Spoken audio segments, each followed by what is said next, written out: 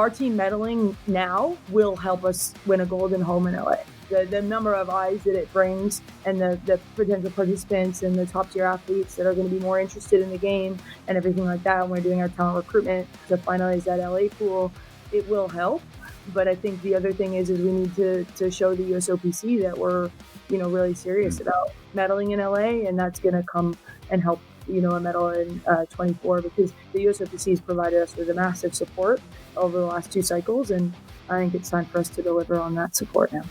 Welcome to US Rugby Happy Hour Live. Interviews with the biggest names in American rugby. The New England Free Jacks, Major League Rugby champions. One-on-one to score. Here are your hosts, Bill Baker and that other guy. Hello, everybody. Welcome to the show. This is US Rugby Happy Hour Live. I am here with my partner in crime, John Fitzpatrick. Fitzy, how are you, buddy? I'm doing great this evening. I'm excited for this conversation. Yeah, me too. There's a lot going on on the West Coast that we're really, really far away, and this is a really timely interview.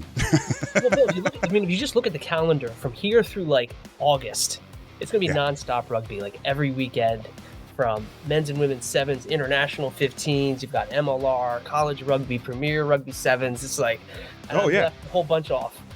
Oh yeah, all the stuff in Europe also. Alliance Premiership, top 14. They're going to keep going, and you're looking like you said, the women's 15s. They're doing their thing, and they're also a lot of those guys like Kate Zachary and others are being taken away from their clubs to be doing these. So.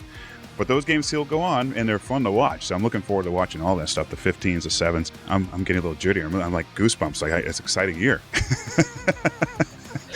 I'm really bummed right now to actually not have my tickets for Paris, but it's okay. Well, Emily about it. Maybe she can put us on the sports staff somehow. Maybe so. We'll see what happens. All right. Hey, before we get to our guest, listeners, please like, follow, or subscribe to this show and copy the link and share it with friends, anyone that likes rugby or we want to get into rugby. Also, leave reviews. They really help the show grow. And then follow us on social media and visit eaglesoverseas.com and rugbymorning.com for more. And then follow us on social media as well. All right, Fitzy, it's time. Let's get to our guest. It's been a while since we last spoke to her. I think a little over a year now. I was looking at the notes. And so we got a lot to catch up on. Let's all welcome USA Sevens head coach, Emilie Bydwell. Hey, Emily, how are you? Hi, good. How are you guys? We're doing great. So, where are you now? I mean, don't say hotel room or office, but where are you located right now? I'm in Vancouver. Yeah. You are? Downtown Vancouver, in the West End. So we're getting ready. We kick off Friday morning against Fiji. So looking forward to it. It's just start from the top. But we do thank you for taking time. I know there's a team dinner going on, I think, right now. And hopefully you're not missing out on some fantastic sushi rolls or something like that. Because by the time you get done here, it's like just a California roll left. Like, no one wants that. It's always... Well, Emily, I can imagine you could probably eat a little bit differently than what the players eat, right? Like, you could probably maybe enjoy. Yeah, but yeah, I mean, I think the players are pretty good to themselves in terms of eating. They'll go and eat out and eat some nice food, but yeah, I have a little more flexibility than they do. I don't have a caffeine cutoff like they do. We have a very strict, I have caffeine after a certain time, and I don't. That doesn't apply to people who have to work all night. So. Yes. So Emily, it's been a month since Perth. All right. So talk about how preparations gone for Vancouver and LA.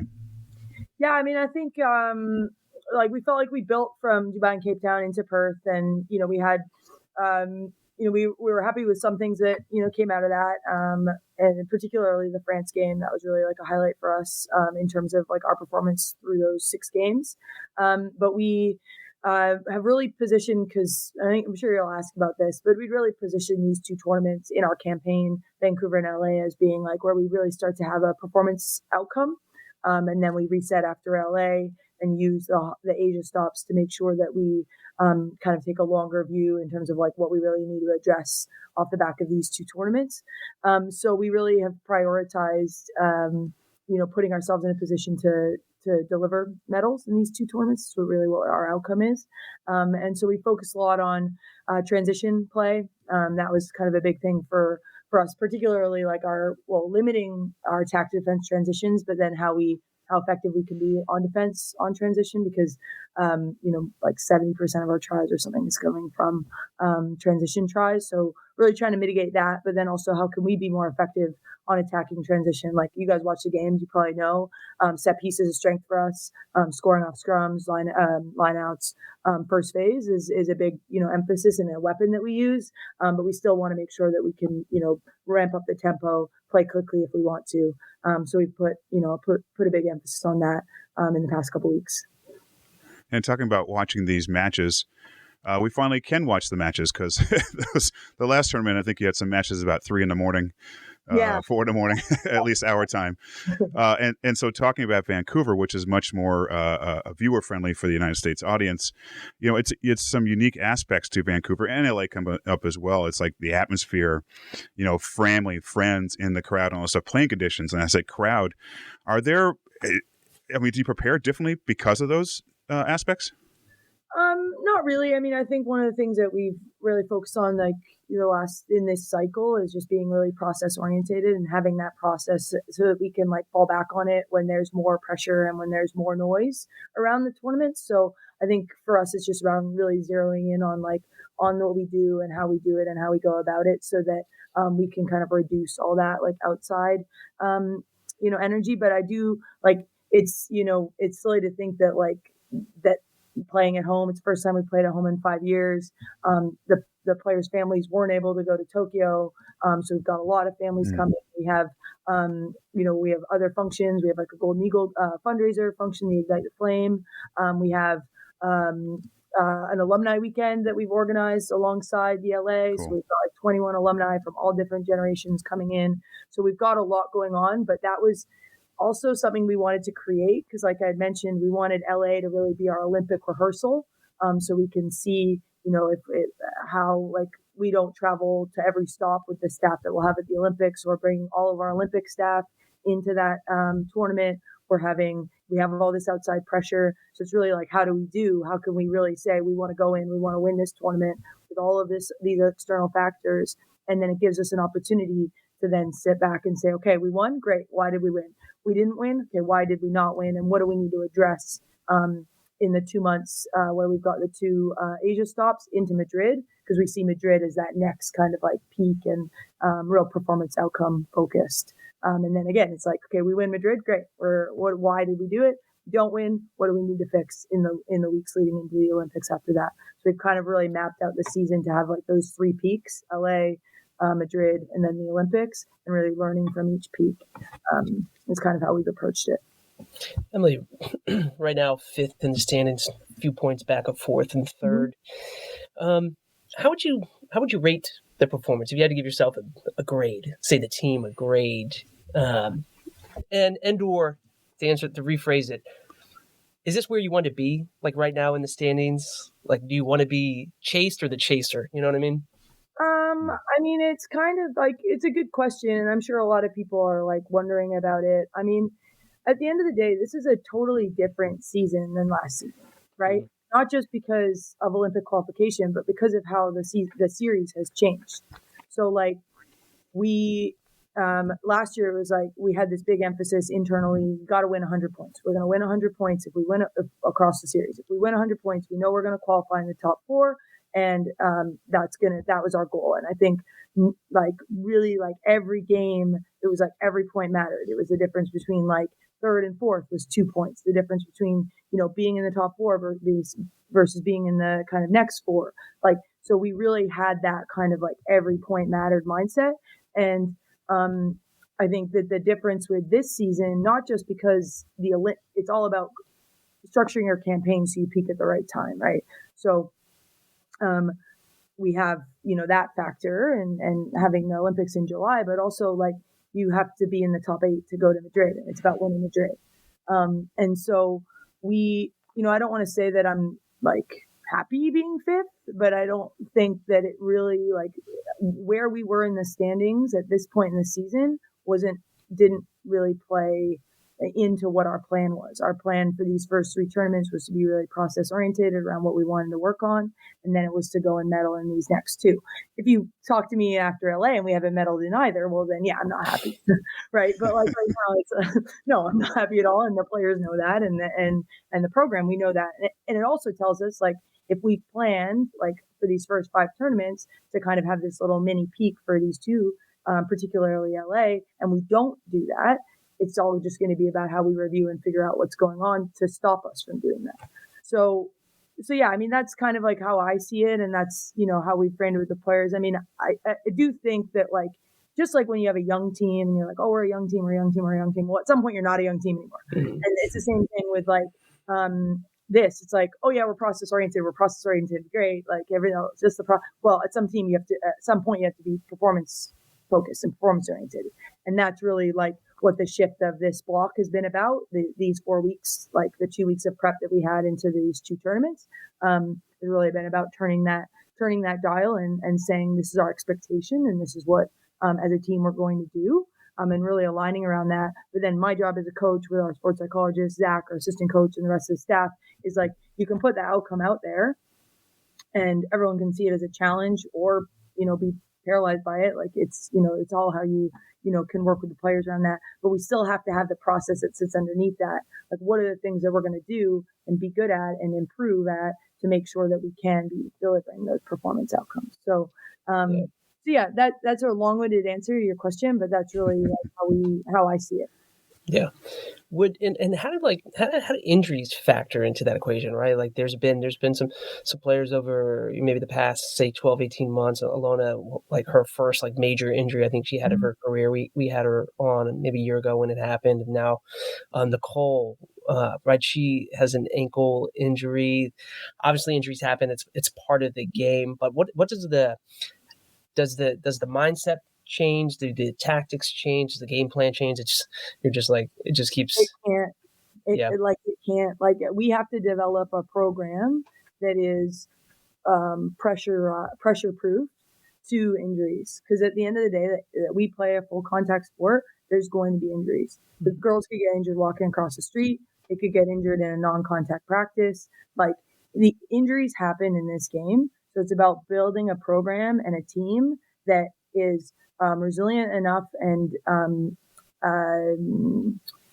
pliable, I guess. I don't know if that's the right word, but like to be able to still push forward despite of those injuries. And I think because a real threat, right, is you start trying to wrap the players in cotton wool and not say, oh, okay, we're going to pull back on contact. We're going to do this differently. We're not going to push in hard in this block because we're worried about this, whatever. And then they're not like physically prepared to deliver at the Olympics, which is what what we're here to do. And so environmental pressure, driving pressure within our environment, making sure that like we do not allow ourselves to take the foot off the gas pedal is extremely important. And obviously we do that with science behind it, right? Like we're not lunatics just like, like we have a very good like sports performance team. We have like metrics around like player loading and awareness around what they can do, what they can't do, what they can handle, what they can't handle. And so like we're doing it with, a lot of thought. But if we have to continue to build through this. So like, to be honest, even though I've said we have a performance outcome into these 2 tournaments, we didn't taper the players for these tournaments. Because if you taper the players for these tournaments, and especially with, you mentioned it earlier, I think in the call, like it's so compact. So if you never get like, you'd just be constantly almost having a detraining effect through these tournaments. If you can constantly train for a week, deload, compete.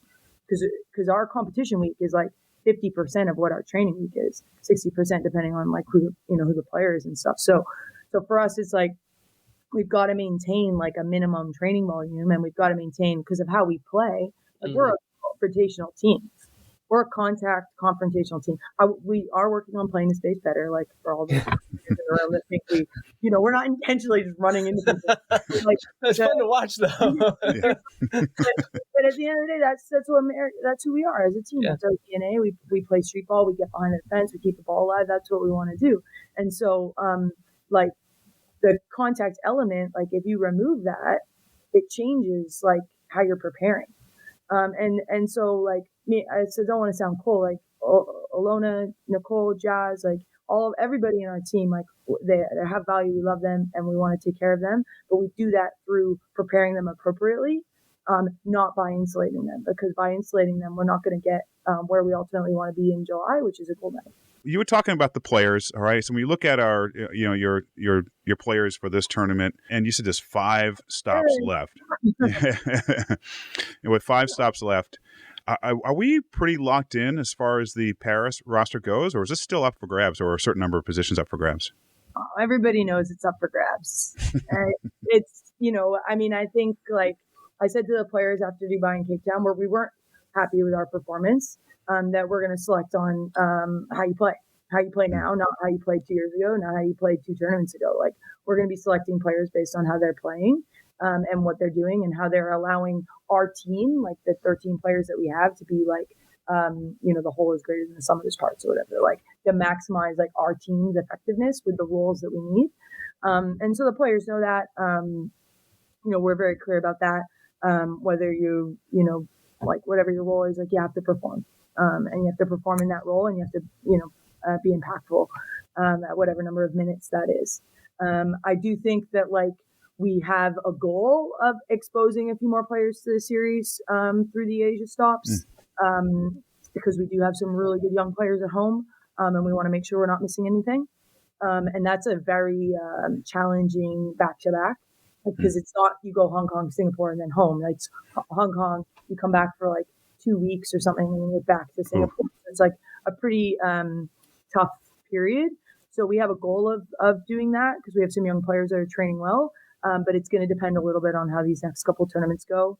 If we feel like that's the priority, or if we have other priorities based on how Vancouver and LA go. Go ahead, Fitzy.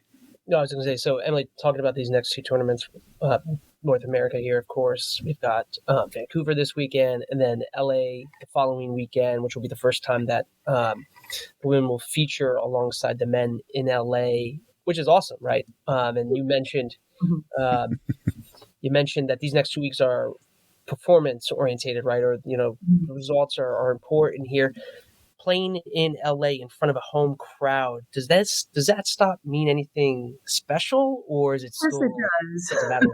Of course it does. Yeah. I mean, it's like, what's fun is that we get LA in 4 years, right? So we can kind of position this as like fast forward 4 years, like we're in LA, and we're at the rugby. I think is going to be at Dignity.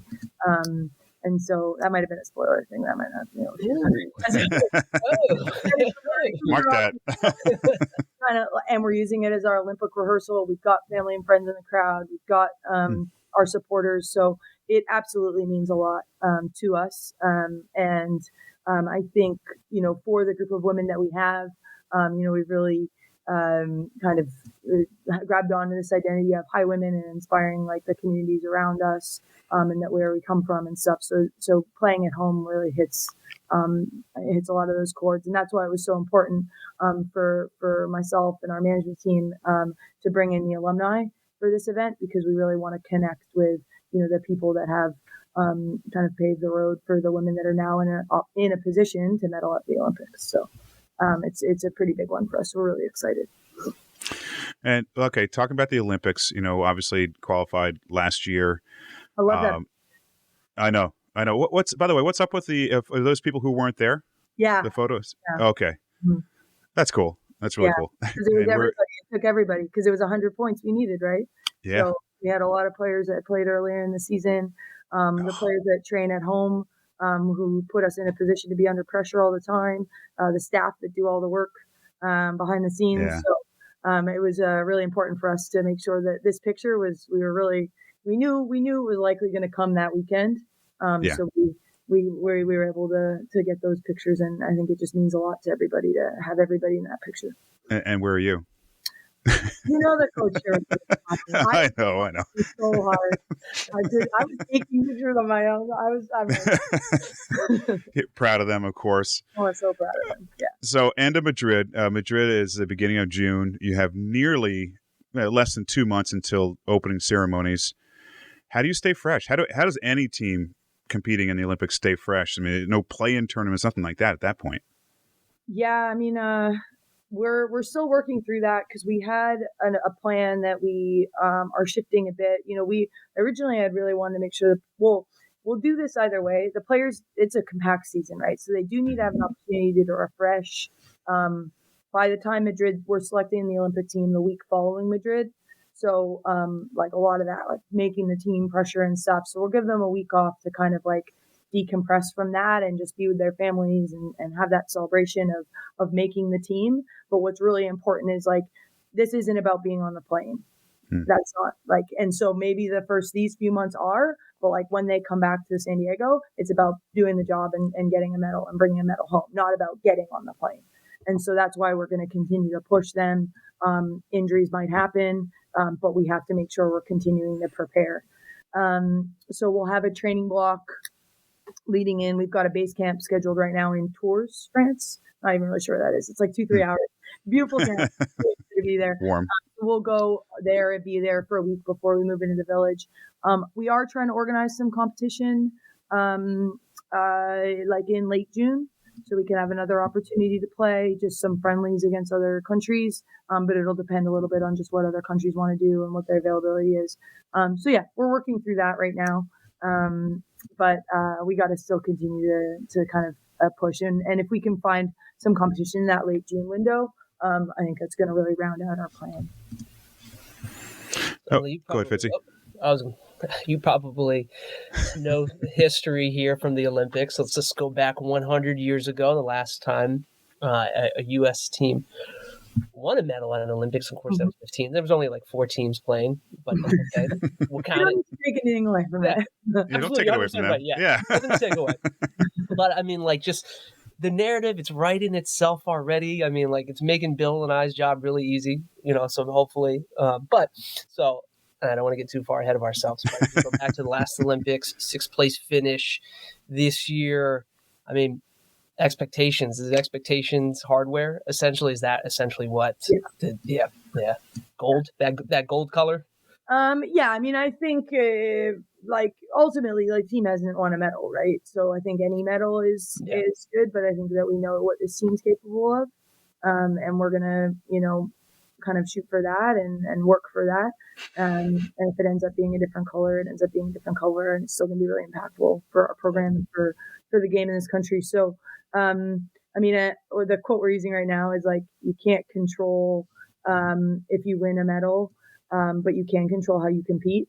And so that really is our biggest focus right now, is around really showing up and competing and delivering on the things that we, say we're going to do and on the process that we have. And so that'll continue, all the way through the Olympics. But yeah, if we're being honest, it's big medal pressure for this team.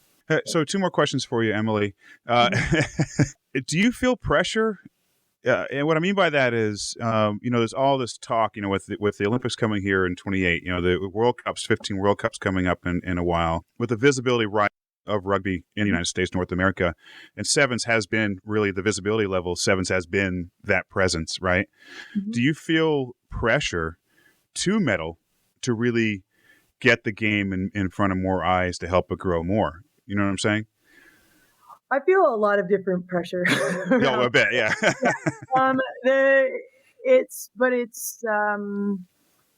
I think that the Sevens, game is accessible. There's the barriers for entry in a lot of ways are less, and I think that it's a way that it does make it has a platform, and so I think our team medaling now will help us win a gold in home in LA, because the number of eyes that it brings and the potential participants and the top tier athletes that are going to be more interested in the game and everything like that. And we're doing our talent recruitment to finalize that LA pool, like it will help. But I think the other thing is we need to show the USOPC that we're, really serious about medaling in LA, and that's going to come and help a medal in 24, because the USOPC has provided us with a massive support, over the last 2 cycles. And I think it's time for us to deliver on that support now. So I want to ask you one last, Fitzy, unless you have something else to ask I thought her. that was a perfect ending, but Bill, please go ahead. No. It's all about me now. I got to talk about my rugby past. No, I'm kidding. But I do have a comment and a question for you here. And the last thing, I just ran into a friend of mine this past week, actually, who I've been coaching her daughter in soccer. Okay, she's a senior in high school now, but her big sport is lacrosse. I know. Her big sport's lacrosse. And I'm okay with that. I'm not upset. She's going off to a big-time school down the south, D1 lacrosse. She played for Argentina last year in the World Championships. Wow. She was American with Argentinian descent. She was saying, her mother was saying that when she graduates, it'll be 28. And that's when lacrosse will be in the Olympics. Mm-hmm. And I'm getting it now. As soon as she said that, I got goosebumps. I'm like, oh my God, this girl, Mechi, wow, she could be playing in the Olympics. And I got goosebumps thinking about it. Not even my kid or whatever else, just this girl I've known for a long time. I know you got a lot of pressure on you, but come on, there's got to be some kind of goosebumps every so often. It's like, oh my God, I can't believe we're going to be walking opening games. The pressure is not bad. I know. Yeah. The pressure, like, no. Like, I mean, it depends how you frame it, right? But like, I mean, we have a real opportunity here with a terrific team that can do not just so much for rugby, but for women's sport. Like, we're the most diverse national team that this country has. We represent all of the things that are actually really good about this country in such a polarizing time, an election year, everything like that. Yeah. Like, we have a really, strong message with the high women. And I think that that pressure, I mean, Rick Suggett used to say, pressure is just the air you breathe, when you're here and you're doing this job and and I think that, like, we have just such an opportunity. And I think that the players are aware that and myself, we're aware that this pressure is really just an opportunity for us to go and do something really, really special. So I agree. I do get goosebumps. I just have to be like, just go do the work. Just go do the work. Anytime you feel one type of way, like excited or pressure, it's just go do the work, because that's ultimately going to be the thing that puts us in a position to win. Well, don't get jealous, but I've been to 3 Olympic Games, not as an athlete. Well, I was an athlete, but I wasn't competing. I was in the stands. Anyway. All right, Emily, man. What's that? Been to 3 and you're not coming to Paris? I'm spending all my money going to Charlotte in 2 weeks for the opening MLR weekend. That's more affordable, I tell you. A little bit. Yeah. Emily, this has been a really, really good time, and it's great to catch up again face to face this time. Fitzy and I are really cheering for you all. We cannot wait to watch the matches this weekend. LA going on to the Olympics, so good luck this year, and hopefully we can touch base before the Olympic Games as well. Yeah, just message Taylor. I love to be able to do this and to speak to you guys and to be able to share a little bit. I think a lot of times, like, players don't people don't see like what we're thinking behind the scenes around like how we're framing things, and I think it's nice for the community to understand a bit what our approach is, and just to continue to support the players, because like I've said, they're really terrific and deserve all the support in the world. Well, clearly your family supports you, because I'm pretty sure there's someone related to you.